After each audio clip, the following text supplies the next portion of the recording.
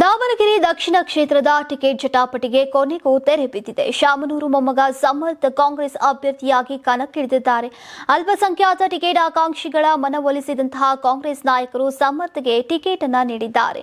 Shamanur ಮೊಮ್ಮಗನಿಗೆ ticket ಘೋಷಣೆ ಆಗ್ತಾ ಇದ್ದಂತೆ ದಾವಣಗೆರೆಯಲ್ಲಿ ಬೆಂಬಲಿಗರು ಪಟಾಕಿಯನ್ನ ಸಿಡಿಸಿ ಸಂಭ್ರಮಿಸಿದ್ದಾರೆ.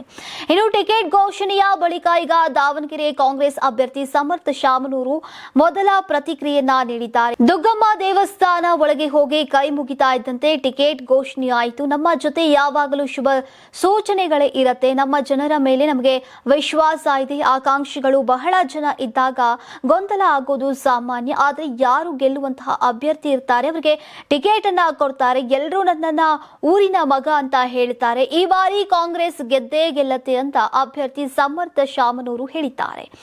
ಇನ್ನು ಪುತ್ರನಿಗೆ ಟಿಕೆಟ್ ಸಿಕ್ಕ ಬಗ್ಗೆ ಮಾತನಾಡಿದಂತಹ ಸಚಿವ ಎಸ್ ಮಲ್ಲಿಕಾರ್ಜುನ್ ಎಲ್ಲಾ ಕಾಂಗ್ರೆಸ್ ಕಾರ್ಯಕರ್ತರು ಮುಖಂಡರಿಗೆ ಧನ್ಯವಾದವನ್ನ ಹೇಳಿದ್ದಾರೆ.